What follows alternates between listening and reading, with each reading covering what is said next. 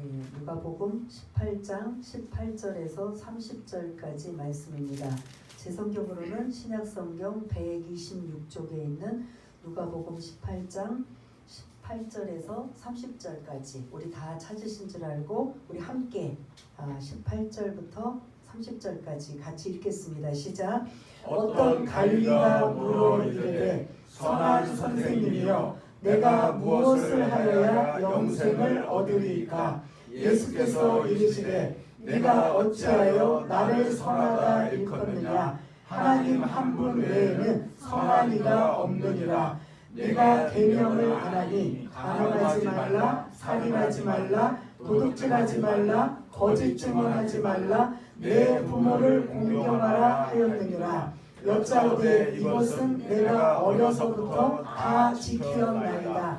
예수께서 이 말을 들으시고 이르시되 내게 아직도 한 가지 부족한 것이 있으니 내게 있는 것을 다 팔아 가난한 자들에게 나눠주라. 그리하면 하늘에서 내게 보화가 있으리라. 그리고 와서 나를 따르라 하시니 그 사람이 큰 부자이므로 이 말씀을 듣고 심히 근심하더라. 예수께서 그를 보시고 이르시되 재물이 있는 자는 하나님의 나라에 들어가기가 얼마나 어려운지 낙타가 바늘기로 들어가는 것이 부자가 하나님의 나라에 들어가는 것보다 쉬우리라 하시니 듣는 자들이 이르되 그런즉 누가 구원을 얻을 수 있나이까? 이르시되 무릇 사람이 할 수 없는 것을 하나님은 하실 수 있느니라. 베드로가 여짜오되 보옵소서. 우리가 우리의 것을 다 버리고 주를 따랐나이다. 이르시되 내가 진실로 너희에게 이르노니 하나님의 나라를 위하여 집이나 아내나 형제나 부모나 자녀를 버린 자는 현세의 여러 배를 받고 내세의 영생을 받지 못할 자가 없느니라 하시니라. 아멘. 오늘 제목은 부자 청년의 비유라는 말씀을 가지고 함께 나누려고 합니다. 오늘 본문에 있는 말씀은 오늘 본문 누가복음 18장에 있는 말씀이 마태복음 19장에도 있고 마가복음 10장에도 있는 말씀입니다. 그래서 오늘 본문에 담아있지 않는 마태복음과 마가복음을 좀 혼용을 해서 이 사람이 어떤 사람인가 18절에 우리가 그 누가복음 18장 18절을 시작하는 문장에 누가 등장하죠? 어떤? 관리가. 근데 이 관리는 젊은 사람이에요. 젊고 그 다음에 우리가 오늘 읽은 23절을 보면 여러분들이 성경으로 빨리 눈으로 스캔하시면 어떤 자다? 23절? 부자도 어떤 부자? 큰 부자예요. 젊다, 큰 부자다. 그리고 오늘 18절에 보면 간원이라는 건데 좀 더 자세히 말씀드리면 이 성경 당시의 간원은 사내들인 공의회원에서 우리 지금식으로 말하면 국회의원급이에요. 그래서 71명으로 구성된 사내들인 공회원에 들어있는 간원이 아닐까라고 추측을 한다면 이 국회의원이다. 지금식으로 말하면 그러면 지금 어떤 거예요? 명예직은? 네? 젊어요. 젊은 걸 강조해요. 젊어요. 큰 부자예요. 그 다음에 국회의원직을 가질 만한 이런 그 관리를 가지고 있어요. 그 다음에 오늘 본문은 나오진 않았지만 마가복음 같은 경우는 예수님을 어디서 만나냐면 길에서 만나요. 그래서 길에서 만났을 때 무릎을 꿇고 주님께 이러한 질문들을 하고 있는 이런 걸 보면 겸손하다. 거기다 또 뭐 하기까지예요? 겸손하기까지. 그 다음에 오늘 21절을 보면 예수님이 계명에 대한 말씀을 할 때 21절을 보면 그 계명을 어려서부터 뭐 했다? 이런 사람 있을까요? 신앙도 좋아. 경건해. 겸손해. 그 다음에 젊어.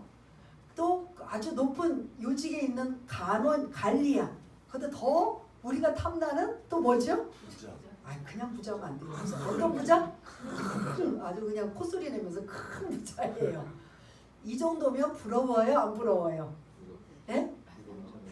이 이 사람은 대단한 사람이죠. 와, 이런 사람이 아들이었으면 사위감이었으면 아마 냉큼 우리 사위하자 뭐 이러고 아마 바램을 갖지 않을까 하는 이런 사람이 지금 오늘 18절을 이제 다시 띄워주시면 예수님 앞에 질문을 해요. 어떤 질문인지 우리 읽었지만 한번 18절을 읽어보겠습니다. 시작. 어떤 관리가 물어 이르되 선한 선생님이여 내가 무엇을 하여야 영생을 얻으리이까. 아멘.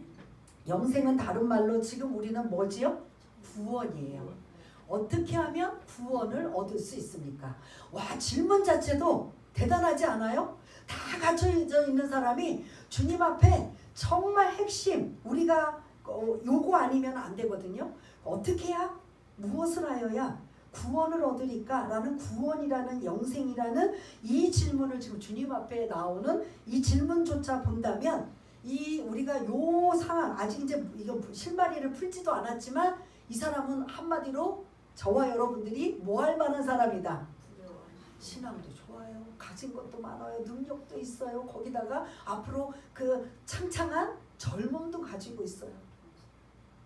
우리는 그냥 딱 합격하고 할 수 있는데 여기서 이 18절에 있는 이 관리가 이 부자, 이제 저는 이제 부자 청년이라고 오늘 제목을 붙인 것처럼 이 사람의 이름이 안 나오니까 그냥 부자 청년이라고 이제 여러분들한테 이름식으로 이제 부르려고 합니다. 이 부자 청년이 오늘 18절에 보면은 세 가지로 예수님 앞에 말씀하셔요. 질문을 해요. 첫 번째는 예수님의 호칭을 뭐라고 부른다? 원래 예수님은 뭐라고 불러야 돼요? 주님이라고 하든가 이제 더 믿음이 좋으면 또 다르게 불러야 되는데 아무튼 자기의 총 지식을 망라해서 이 예사로운 분이 아니라는 걸 알고 있기 때문에 예수님한테 호칭을 뭐라고 부른다? 선한 선생님이요. 그 다음 두 번째 뭐라고 또 해요? 무엇을 하여야. 그럼 이거는 뭐를 해야 된다는 거예요? 안 해야 된다는 거예요? 예? 무엇을 하여야. 그 다음 뭐 하죠? 초점. 구원, 영생을 얻으니까. 한마디로 예수님, 제가 무엇을 해야 무엇을 해야 구원을 얻을 수 있습니까? 우리 식으로 말하면 그 말씀이에요. 그 지금 질문을 예수님 앞에 던져요. 근데 예수님이 이 질문 자체를 이 부자 청년이 예수님 앞에 나와서 이 질문을 던질 때 예수님은 인간의 몸을 입고 오셨지만 사실은 속성이 어떤 분이세요? 예수님은 하나님이시기 때문에 그 사람의 모든 걸 다 아신다 모르신다? 아셔요. 우리 같으면 목사님 이런 대단한 사람이 와서 내가 무엇을 하여야 영생을 얻을 수 있습니까? 구원을 얻을 수 있습니까? 라고 질문을 한다면 저나 여러분 같은 경우는 구원하고 딱 머릿속에 떠오르니까 그 다음에 뭐라고 여러분들은 이 질문에 대답하시겠습니까? 구원을 얻기 위해서는 무엇을 하는 게 중요한 게 아니라 이게 지금 행위, 내 어떤 노력을 통해서 구원을 얻는 이 질문이 지금 나왔거든요. 그러면 이제 여러분들에게 혹시 이 질문을 목사님, 권사님, 뭐 안수집사님, 뭐 누구 해서 제가 무엇을 해야 구원을 얻습니까? 라고 여러분들한테 질문을 던진다면 무엇을 해야 구원을 얻는다라고 말씀하시겠습니까?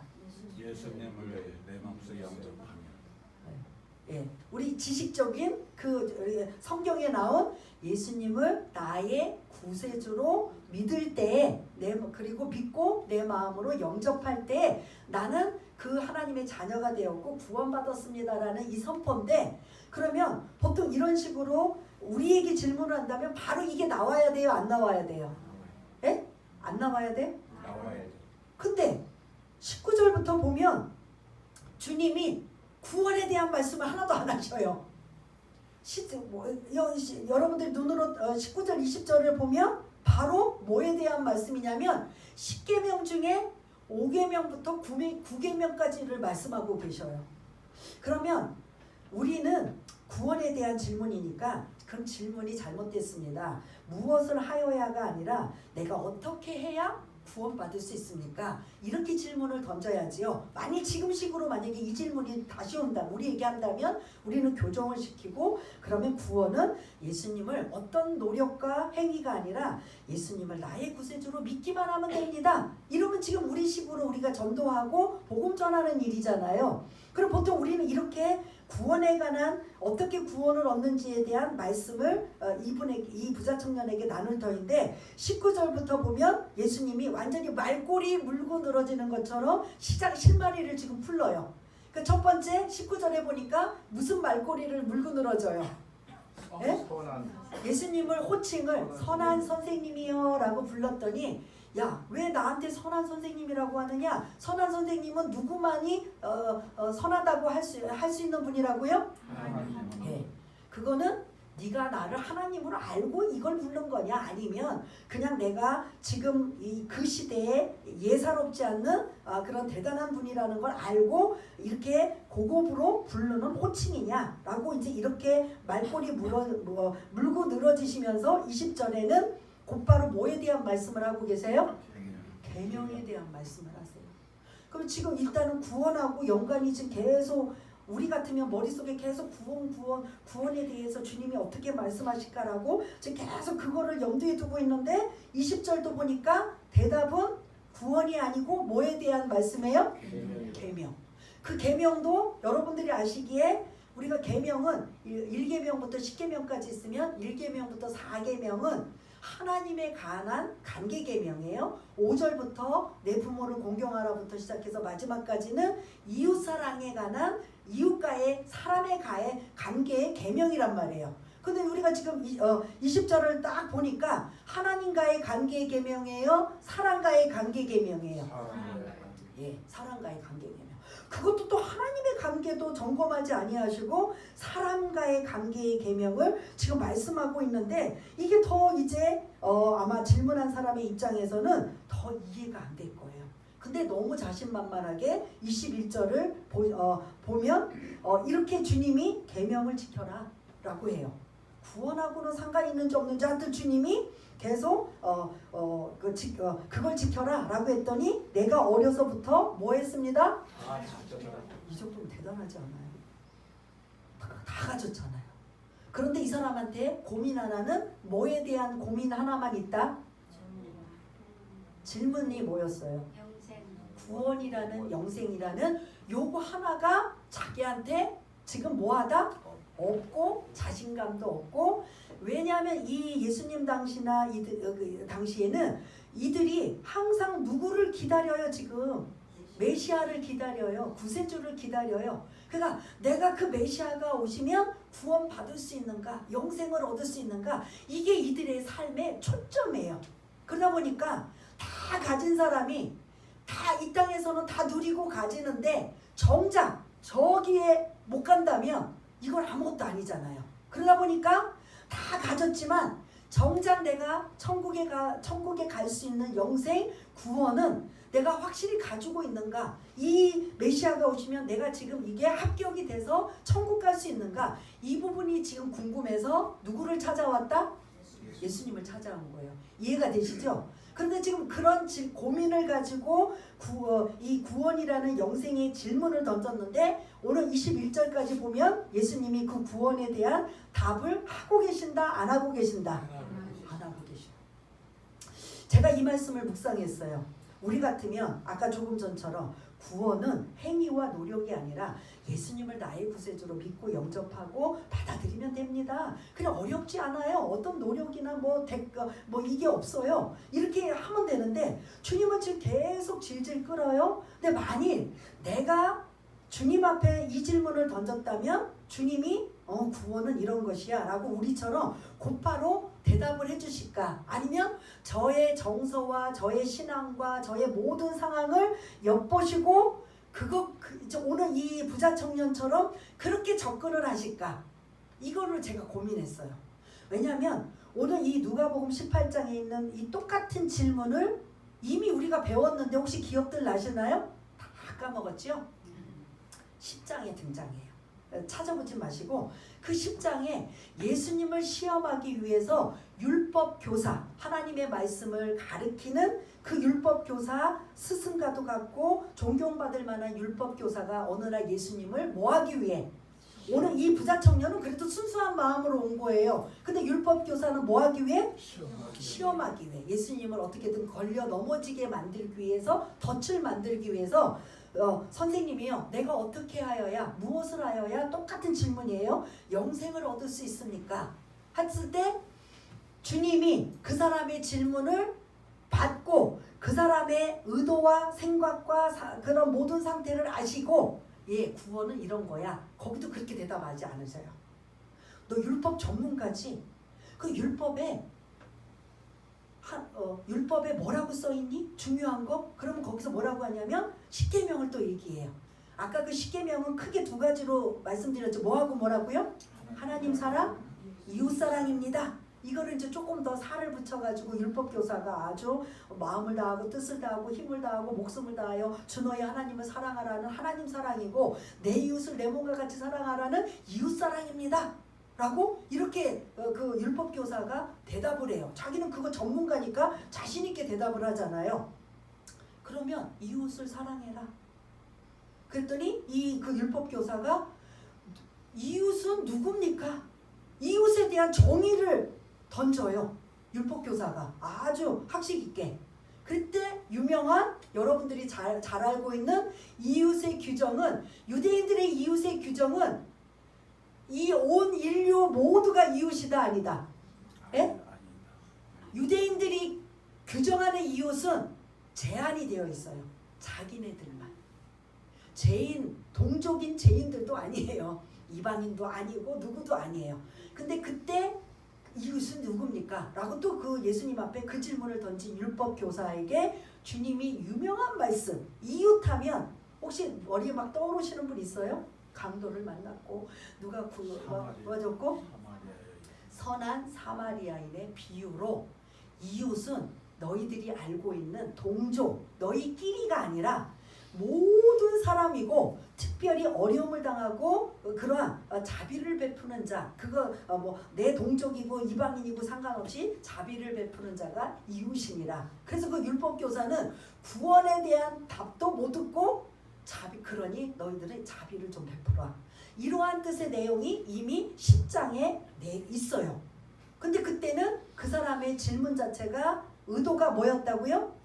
시험한 잘못된 의도. 그러나 오늘 본문에 똑같은 구원에 관한 질문일 때 이 부자 청년은 순수하게 이 부분이 고민되고, 그래서 이 부분을 알고 싶어서 내가 정말 이 땅에서는 남 부럽지 않는 다 가졌지만 만일 내가 메시아가 오신다면 천국 갈 수 있나? 구원받을 수 있나? 이 부분이 너무 고민돼서 이 존경받을 만한 주님 앞에 찾아와서 이 질문을 던지는데, 그러면 우리 같으면 빨리 대답을 해주셔야 되잖아요. 했다 안 했다? 오늘도 결국 안 하세요. 안 해요.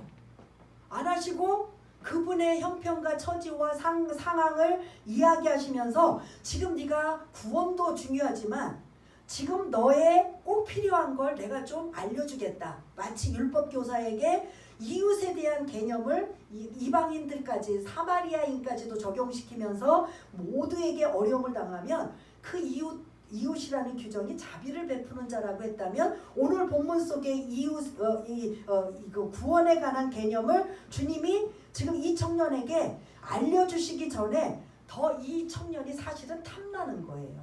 그렇잖아요. 그렇다고 우리처럼 약간 뭐 큰 부자고 뭐 이렇게 얻을 게 많아서 탐나는 게 아니라, 어려서부터 계명을 지키고 겸손하고 그런 사람이 솔직히 쉬워요? 안 쉬워요? 일반적으로 여러분들 큰 부자가 젊었을 때부터 누리고 살았다면 대부분은 그런 사람들의 성격 자체가 뭐가 돼요? 예? 건방지고, 또 우리가 쓰는 내자가 들어가는 뭐죠? 싸가지. 뭐 아니 다는 아니지만 대체적으로 그래요, 안 그래요? 어른에 좀 막 그냥 함부로 하고, 보통 이러잖아요. 내가 어렸을 때부터 막 그냥 다 가지고 누리고, 그래서 뭐 하나 다른 사람하고 그런 부족함이 없이 누리면 아주 겸손하는 건 아주 특별하고, 대부분은 조금 못됐다, 싸가지다, 뭐 여러 가지 안 좋은 소리를 쓸 수 있을까요, 없을까요? 그럴 여지가 많아요. 근데 주님이 아쉬운 부분도 있지만 이 청년이 사실은 탐나는 거예요. 탐나서 즉 구원에 관한 이야기로 해주고 돌려보낼 게 아니라 22절에 아주 제가 이 부분에서 계속 묵상하고 많은 시간을 일주일 동안 보냈던 게 지금 22절이에요. 이 주님이 왜 이 부자 청년에게 이 말씀을 하셨을까? 22절 우리 한번 읽어보겠습니다. 시작. 예수께서 이 말을 들으시고 이르시되 내게 아직도 한 가지 부족한 것이 있으니 내게 있는 것을 다 팔아 가난한 자들에게 나눠주라. 그리하면 하늘에서 내게 보화가 있으리라. 그리고 와서 나를 따르라 하시니. 아멘. 여기서 지금 주님이 이 부자 청년을 마음에 드시고 좀 탐나는 이 부분이 뭐냐면 아무나 나를 따르라고 해요, 안 해요? 그런데 이 청년에게는 나를 따르는데 근데 너가 해야 될 부분이 있다. 그 어려운 부담스러울 여러분들이 딱 읽으면 대체적으로 이제 뭔지 이게 감은 잡으셨을 거예요. 그거를 딱 지금 주고 요거 해결하고 나를 따라. 나는 너를 탐나고 너의 그 신앙도 인정해주고 그리고 너는 내 제자로서 충분히 할 만하니까 너는 지금 구원도 너한테는 소중하지만 이미 이렇게만 하면 구원은 당연히 뭐 얻는 것이고 더군다나 이제 나의 제자가 되는 이런 부분이기 때문에 이 사람이 감당할 수 없는 어려운 숙제를 오늘 지금 22절에 언급해요. 너는 지금 다 지키고 다 했는데 내가 보니까 한 가지 부족해. 이는 어떤 부자라고 했어요? 부자. 그러면 여러분들 지금으로부터 2000년 전이에요. 그래서 제가 이제 2000년 우리 한국 역사를 연대표를 봤어요. 우리나라 2000년 되면 언제였을까? 고구려 때예요. 고구려 막 시작하는 고구려 백제 신라 막 시작할 때면 그 2000년 전에 우리나라 고구려 백제 사극에서 많이 접했던 그 시절에 젊은이가 큰 부자다. 자기 노력이에요? 부모 노력이에요? 부모의 재산이에요? 예? 지금도 솔직히 젊은이가 큰 부자다라고 이해가 돼요? 안 돼요? 돼요? 안 돼요? 안 되지만 요즘은 그런 가능성이 있어요. 있어요? 없어요? 어떤 경우에? 주식, 비트코인 다 자기네 기준이야.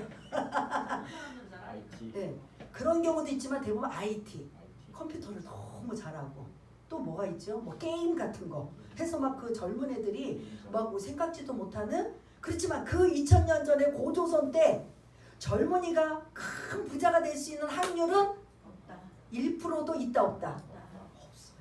직업이 제대로 있어요? 뭐가 있어요? 없어요. 이건 전적인 누구에 의존한 큰 부자다? 그러니까 주님이 간원으로 노력한 것도 있고 뭐 계명도 잘 지켰고 아직 젊으면 이제 자기의 지금 뭐 나이니까 그렇고 주님이 딱 걸리는 게 어디에 딱 걸렸다? 큰 부자에 걸린 거예요. 그러면 이 큰 부자는 누구의 그 도움을 받고 누구의 영향을 받아서 이 부자 청년이 큰 부자가 됐다? 부모가 잘 만나서. 그러면 부모의 이 재산은 그럼 어떻게 또 큰 부자가 되었는가? 라고 했는데 그걸 도대체 왜 이걸 큰 부자면 다 팔아야 되나? 뭐 이런 생각도 해보고 저런 생각도 해보고 뭐 묵상을 이 부분을 제가 많이 하면서 주석도 찾아보고 또 몇 분의 설교도 들어보고 하면서 이걸 어떻게 이해하고 해석해야 주님이 이 말씀을 구원하고는 전혀 상관없는 이 말씀으로 이 부자 청년을 근심하게 만들어서 결국은 돌아가요. 이게 해결이 안 되니까 너무 주님이 엄청난 큰 숙제를 주셔서 이게 감당이 안 되니까 근심하며 등 돌려 돌아가는 이런 모습을 볼 수가 있는데 여기에 주님이 그러면 어떤 큰 숙제를 22절에 주셨는가? 큰 부자 그러면 돈이 많아요? 적어요? 그 많은 걸 다 뭐하라? 팔아라. 그 다음에 나한테 가지고 와라. 가난한 자에게 뭐하라? 이게 너무 큰 숙제인 거예요. 이게 쉬워요? 어려워요? 그냥 뭐 내가 뭐 기부하고 일부 어느 정도는 할 수 있지만 요렇게만 해도 사실 쉬운 일. 그것도 내가 우러나오지 않는다면 그것도 사실 쉽지 않은데 다 팔으래요. 네가 가지고 있는 그 큰 부자 얼만큼인지 모르지만 다 팔아서 가난한 자에게 나눠줘라. 여기가 포인트예요. 지금도 그렇지만 이 당시를만 여러분 생각해 보세요. 왜 이 당시에 가난한 자 부자가 있을까요? 그 부모 잘 만날 수도 있고 능력이 있었을 거고 다양하지 않아요? 그걸 어떻게 제한을 둬요? 맞아요. 그런 묵상도 저도 해봤어요. 그러면 이 당시에 이 사람들이 가난한 사람들이든 부자들은 뭐라고 공통적으로 생각하냐면 부자는 천국에 들어가기가 쉽고 가난한 자는 천국에 들어가기가 어렵다. 이게 이들의 생각이에요. 가난한 사람이든 부자든 왜 이 생각을 할까요? 이렇게 팔아서 내놓지도 않는데 부자는 천국에 들어가기가 쉽고 가난한 자는 천국에 들어가기가 어렵다는 거예요. 왜 그럴까요? 가난한 것도 억울한데. 만약 그렇다면 가난한 사람 예수 믿어야 돼요? 안 믿어야 돼요? 믿을 이유가 없고 필요도 없는 거죠. 근데 주님은 늘 가난한 자들과 함께 하시거든요. 근데 이건 주님이 말씀하신 게 아니라 그 당시 문화예요. 그 당시 그들이 생각하는 거예요. 그러니까 부자들은 우월감과 우습함을 가져야 안 가져요? 가질 수밖에 없어요. 그러면 가난한 자는 뭐예요? 왜 그러느냐? 일단 내가 천국을 갈 수 있느냐 없느냐는 이들이 기준이 뭐냐면 나는 뭐를 지켜야 된다 못 지켜야 된다. 뭐를? 율법을 지키면 갈 수 있고 율법을 못 지키면 못 간다라는 생각이 있는데 그러면 누가 지킨다라는 거예요? 부자가 천국에 갈 수 있다라는 것. 부자는 율법을 지킬 수가 있고 가난한 자는 율법을 못 지킨다는 거예요. 왜요? 가난해서 왜 못 지켜요? 이거는 먹고 사는 문제 때문에 그런 거예요. 내가 주일날 지금식으로 말하면 안식일을 하나님이 목숨처럼 여기래요. 안식일은 절대로 지켜라. 너 혼자만 지키는 게 아니라 뭐하라? 구약의 말씀 보면 그 당시에는 부자 같은 경우에는 다 뭘 거느리고 살아요? 종들을 거느리고 살고 그래서 너의 가족 물론이며 너희들 남종이든 여종이든 가축까지도 일을 시키지 말래요. 그 다음에 나그네든 누구든 찾아온 누구도 안식일에는 아무것도 하지 말래요. 그러면 부자와 가난한 사람을 그때 개입하면 가난한 사람은 하나님 말씀대로 쉬어야 되고 지켜야 되지만 당장 목구멍이 포도청이면 어떻게 해야 돼요? 지금식으로 말하면 어떻게 해야 돼요? 먹고 살아야 되죠. 뭐 여유 있게 편안하게 뭐 이렇게 누리는 엘빙이 아니라 당장 하루 세 끼도 전전긍긍한다면 주일을 어떻게 해야 될까요? 안식일을 어떻게 해야 될까요? 어길 수밖에 없는 거예요. 그리고 우리 2000년 전까지 아니고 한 500년이나 조선시대나 그 사극으로 가면 머슴들은 내가 놀고 싶고 편하게 하고 싶다고 해서 쉴 수 있어요 없어요? 다 누구의 종속이 되어 있어요. 그러면 주인 같은 경우는 다 힘들고 어렵고 일들은 다 누구에게 시켜요? 예? 종들이나 가난한 자들에게 시키는 거죠. 그러면 부자들은 뭐예요? 뭐 하고 있어요? 놀고 지켜보고 관리하는 정도니까 일을 해요 안 해요? 그러니까 진짜 나쁜 주인 같으면 예를 들어 이 성경 당시 나쁜 주인 같으면 안식일도 어기면서 종들이나 가난한 사람들을 일을 시켜서 오늘 이 하루 일하면 얼마만큼의 소득이나 이런 엄청난 것들이 추수가 되고 이런 결과물이 있다면 주인이 안식일을 가난한 자들이든 종들이든 쉬라고 할까요? 일하라고 할까요? 예? 이런 경우예요. 오늘 이 본문이. 그러면 그 당시에 가난한 자는 천국에 들어가기 어렵다라는 건 안식일도 제대로 못 지킨다는 거예요. 말씀 율법을 못 지키고 말씀대로 못 살으니 어떻게 천국을 갈 것인가? 이거예요. 그럼 부자는 그냥 놀며 먹으며 안식일 지킬 수 있어요 없어요? 아무것도 안 하면 지키는 거예요. 그래 그 당시에 가난한 자는 천국에 못 들어가고 부자는 천국에 들어간다. 지금 설명을 들으니까 이해가 돼요 안 돼요? 그러면 그게 결국은 가난한 자는 누구에 의해서 계속 일을 할 수밖에 없어요? 부자 주인에 의해서. 그러면 이 지금 부자 청년은 어떤 부자라고 했어요? 큰 부자가 자기도 이거 해당되지만 사실 누가 이런 일들을 더 힘들게 어렵게 만든 거예요. 그러니까 이 부자 청년의 이 부자의 그 결실물은 누가 더 이거를 노력 결과물이 많아져서 이 부자 청년에게 넘겨준 거예요. 아버지, 할아버지 대를 이어서 계속 부는 축적하고 자기네는 잘 살지 모르지만 이면에 안식일도 제대로 못 지키게 하고 계속 억압하고 착취했던 누구를 지금 주님은 염두에 두고 계셔요? 가난한 자들을 염두에 두고 계셔요. 그러니까 우리랑 보는 주님은 시선이 같다 틀리다. 우리는 어떻게 해요? 구원받아요? 아니야, 너 행위가 아니야. 너 지금 질문이 잘못돼서 그냥 무엇을 해야가 아니라 어떻게 해야 구원받느냐고 질문해. 그러면 우리는 그냥 값없이 거저받은 선물로 그냥 예수님만 믿으면 돼. 고백하면 돼. 영접하면 돼. 이게 다 끝이 얼마나 간단해. 그럼 우리 이 대화가 여기서 딱 끝나요? 안 끝나요? 그래 이제부터 우리는 이제 예수님 말씀대로 성경은 어떻고 이제 뭐 성경을 가르쳐 주든지 뭐 이제 하나님의 자녀가 되는 법을 가르쳐 주겠죠. 우리는 만약에 교회에서 그 일을 하니까. 근데 주님은 아까 제가 말씀드린 것처럼 제가 질문을 하든 여러분이 질문하든 부자 청년이 질문을 해도 이 1대1의 만남 속에 주님은 이 청년에게 우리에게 여러분에게 하고 싶은 얘기가 있으실 거란 말이에요. 그러니 그 율법 교사에게도 그 이웃에 대한 그런 하고 싶은 말씀이 있었던 것처럼 여기서도 말씀드린 것이 네가 지금 다 가져서 뭐 좋은 점이 많잖아요. 어렸을 때부터 계명도 잘 지켰고 겸손하기까지 하고 뭐 신앙도 좋아. 그리고 뭐 젊어. 또 노력도 많이 해서 간원의 위치까지 있어. 근데 주님이 딱 걸리는 게 뭐에 걸렸다? 큰 부자가 걸렸는데 그 큰 부자는 이 사람의 몫이었다 아니었다? 노력의 결과가 아니고 어디였다? 부모로부터 집안 대대로 내려온 이 큰 부자에 주님이 딱 걸린 거예요. 그거에 대해서 지금 이 청년에게 지금 이야기를 지금 하고 있는데 이 청년은 이 뜻을 알을까요? 모를까요? 구원을 물어봤는데 다 재산 다 팔아서 나 가난한 자를 나눠주다니 이해가 돼요? 안 돼요? 여러분들 같아도.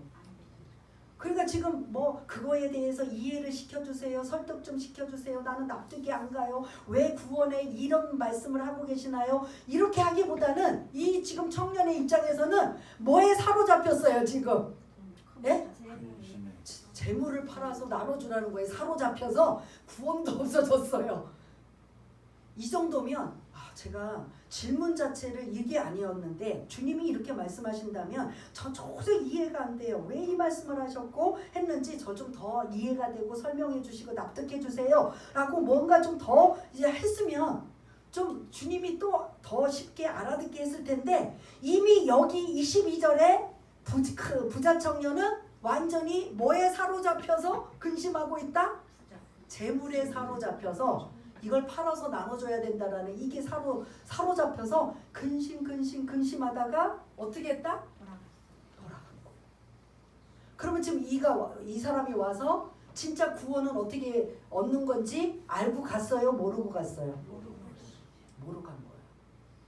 그리고 돌아가니 부자 청년하고 대화가 이제 뭐 한 거예요? 끝난 거예요. 그게 23절까지예요. 그래서 18절부터 23절까지는 부자 청년과 예수님의 구원에 관한 질문을 예수님은 가난한 자에게 너의 재산 다 팔아다 나눠줘라라는 그 청년에게는 이해할 수 없는 이러한 말씀을 주님이 지금 하셨어요. 그게 23절까지예요.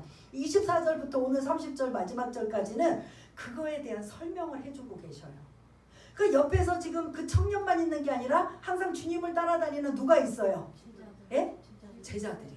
그 제자들도 지금 그 대화를 다 지켜보니까 제자들도 이걸 알아들어요? 못 알아들어요? 못 알아들어요. 이 청년처럼 못 알아들어요. 주님이 왜 이 말씀을 하셨을까? 아까 제가 말씀드린 것처럼 구원에 대한 대답만 하시면 그것만 말씀하시면 되지. 왜 이 청년의 가지고 있는 재산을 다 팔아서 왜 거짓 만들고 나를 따르라고 하시나? 이해 안 돼요. 이 지금 청년도 이해 안 돼서 근심하고 돌아갔지만 옆에 지켜보고 있는 누구도 이해가 안 돼요? 제자들도 이해가 안 돼요. 그러니까 다른 복음서에 보면 놀랐다, 뭐 뜻밖이었다, 뭐 이런 표현을 쓰고 있는데 그러면서 주님이 뭐라고 말씀하시냐면 24절, 25절 한번 읽어보겠습니다. 시작. 예수께서 그를 보시고 이르시되 재물이 있는 자는 하나님의 나라에 들어가기가 얼마나 어려운지 낙타가 바늘귀로 들어가는 것이 부자가 하나님의 나라에 들어가는 것보다 쉬우니라 하시니라. 아멘. 지금 24절을 보면 그들이 생각하는 부자는 하나님의 나라에 천국에 들어가기가 아까 제가 설명드릴 때 쉽다고 했어요? 어렵다고 했어요? 어렵다. 예? 쉽다. 왜요? 왜 쉽다고 했어요? 그들은 놀고 안식일을 지킬 수가 있으니까. 기준이 그때 뭐 마음을 다하고 성품을 다하고 이거 우선은 아니고 내가 안식일을 주일을 지킬 수 있느냐 없느냐 이거 하나만. 근데 가난한 자는 뭐 먹고 살기가 힘드니까 이것조차도 뭐예요? 못 지키니까 그 당시에 그들의 통설은 가난한 자는 천국에 들어가기가 뭐하고 어렵고 부자는 천국에 들어가기가 쉽다. 그들이 생각이에요. 근데 주님이 지금 뭐라고 말씀하시냐면 24절에 재물이 있는 자는 이건 다른 말로 부자예요. 부자는 하나님의 나라 천국에 들어가기가 그들의 생각처럼 쉽다 어렵다. 그럼 그들의 생각하고 똑같아요? 틀려요? 틀린 거예요. 그러니까 그들의 사고 문화 그들에게 흐름 이 생각이 다 옳지는 않다라는 소리예요. 주님이 그걸 지금 바로 잡아주신 거예요. 부자? 너희들이 주일날 사람들에게 일을 시키고 너희들은 그냥 안식일을 지킨다고 해서 천국에 들어가기가 쉽다고 했는데 사실은 부자는 이 24절을 이제 제가 재물 있는 자는 부자, 하나님의 나라는 천국, 부자는 천국에 들어가기가 어렵다. 그럼 어렵다는 소리는 다시 말하면 불가능하다, 가능성이 있다. 그걸 아셔야 돼요. 불가능하다, 가능성이 있다. 어렵다라는 뜻은 가능성이 있다는 소리예요. 그러면 부자가 천국에 들어갈 가능성은 있다라는 소리인데 어렵다는 거예요. 재물과 하나님을 겸하여 섬기지 말라라고 한 것처럼 하나님이 우선인지 재물이 우선인지 내가 가지고 있는 재물을 하나님과의 견주어 저울에 재었을 때 나는 과연 이 재물보다 하나님을 우선순위로 하고 있는지 아닌지 항상 이 재물이 우리의 신앙을 자꾸 걸려 넘어지게 만드는 우리의 그 걸림돌과 같은 거거든요. 그러니까 이 부분을 지금 주님이 떠난 부자 청년은 뒤로 하고 제자들에게 이 말씀을 설명하시면서 그 유명한 속담이 나와요. 25절 시작. 낙타가 바늘기로 들어가는 것이 부자가 하나님의 나라에 들어가는 것보다 쉬우니라 하시니. 아멘. 낙타가 바늘기로 들어가는 거 많이 들어보셨죠? 요것만 설명하고 이제 거의 마무리할 거예요.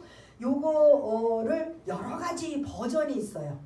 그러니까 여러분들한테 제가 전에도 설명할 때는 뭐냐면 낙타는 동물들 중에 가장 큰 동물로 인지하시고 바늘귀는 구멍이잖아요. 바늘구멍은 구멍 중에 가장 뭐다?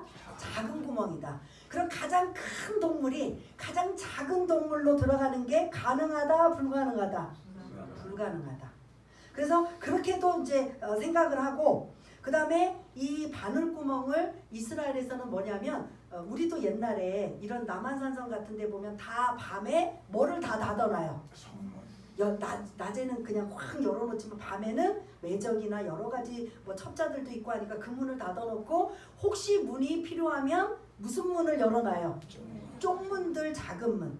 근데 그래서 예루살렘 성에도 그 큰 문을 저녁에는 닫아놓고 이제 장사하는 사람이나 상인들이 이제 성 안으로 들어오기 위해서 낙타의 짐을 잔뜩 바리바리 싣고 그 성을 들어가야 되는데 밤중이 되었어요. 우리식으로 그러면 어떤 걸 열어줘야 돼요? 아니요. 낙타가 들어갔다고 큰 문 안 열어줘요. 그럼 큰일 나요. 그 사이에 뭐 그냥 외적이 들어오든지 뭐 하면 안 되니까 밤에는 무조건 무슨 문을 열어야 돼요? 작은 문, 쪽문을 열어야 돼요. 그럼 말이 그 작은 쪽문을 낙타가 짐을 바리바리 싣고 들어갈 수 있어요, 없어요?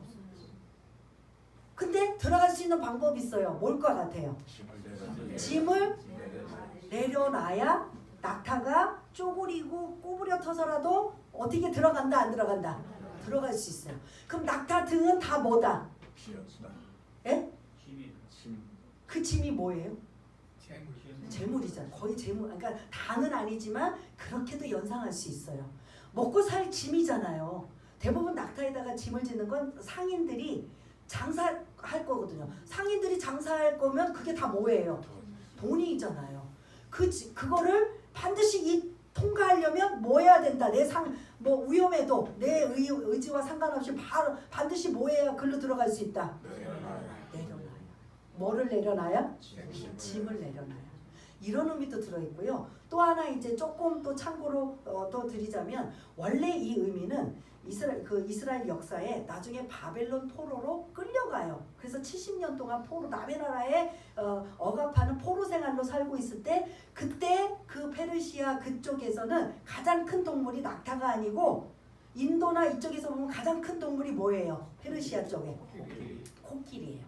그러니까 원래 이들이 랍비에 써 있는 글은 낙타가 바늘기로 들어가는 것 할 때 여기 낙타가 뭘로 들어갔냐면 코끼리가 바늘기로 들어가는 것이 그 부자가 하나님 나라에 들어가는 것보다 쉬운이라는 이 말씀이었는데 이게 이제 포로 때는 코끼리로 들어갔지만 이스라엘에 와서 다시 말할 때는 이스라엘엔 코끼리가 있어요 없어요?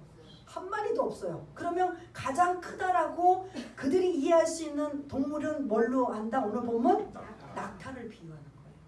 그래서 가장 큰 동물이 가장 작은 구멍에 들어갈 수 있다 없다? 이건 불가능이라는 소리예요. 그러면 다시 한번 부자가 천국에 들어가는 것은 불가능하다, 어렵다. 어렵다는 가능의 여지가 있어요. 근데 낙타가 바늘구멍에 들어가는 건 불가능하다, 어렵다. 이런 뜻을 좀 기억을 하시면서 이걸 좀 읽으시길 바라겠습니다. 그래서 이러면서 그만큼 부자가 천국에 들어가기가 쉽지는 않지만 그래도 가능성은 있다 없다? 있다라는 그 말씀을 지금 하고 있는 거예요. 낙타가 바늘기 들어가는 건 불가능하지만 불가능한 부자도 가능성은 열 수 있다라는 그 말이면서 그 말씀을 이제 마지막으로 진짜 26절 27절이에요. 원래 시작했던 의미가 다시 나와요. 26절 27절 이제 하고 마무리하겠습니다. 시작. 듣는 자들이 이르되 그런즉 누가 구원을 얻을 수 있나이까. 이르시되 무릇 사람이 할 수 없는 것을 하나님은 하실 수 있느니라. 아멘. 원래 시작이 뭐에 대한 질문이었어요?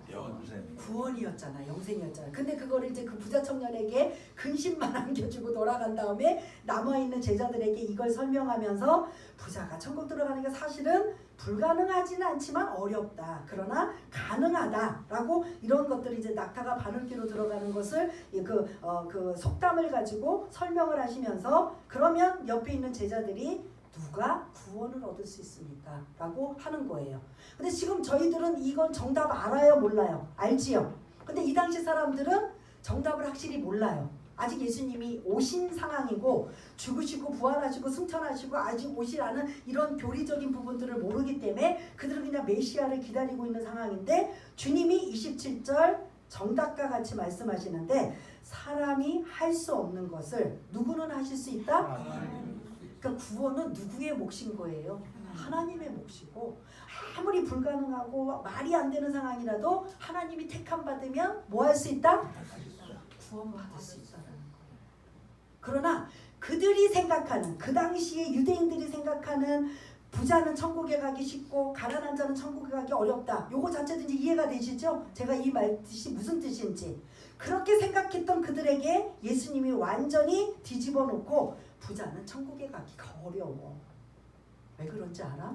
라고 하면서 그만큼 재물이냐 하나님이냐라고 할 때 이 청년처럼 대다수는 근심하고 재물을 선택하고 떠난다라는 거죠. 그래서 오늘 이 말씀 이제 정리하겠습니다. 이러한 구원에 대한 부분이었지만 이 안에 담겨져 있는 것은 재물에 대한 부분이에요. 율법 교사의 그 예수님을 시험하기 위해서 나왔던 그 안에 예수님이 말씀하시고자 했던 이웃사랑의 자비를 베푸는 게 의도였다면 여기서는 뭐냐면 재물이에요. 너희들 재물 어떻게 할래? 내가 노력하고 하나님이 복 주셔서 나에게 주신 거 꼭 이렇게 다 팔아서 다 나눠줘야 돼요? 근데 주님이 많은 부자들한테 다 이걸 요구하셨어요? 안 했어요? 이 사람들은 이 부자 청년에게만 한 거예요. 여러분들 또 오해하실 거예요. 아유 조금 벌고 조금 여유 있으면 하나님은 뭐 다 팔으라고 하나 봐? 아니에요. 요 청년에게만 요구한 거예요. 우리들에게 요구한 게 아니에요.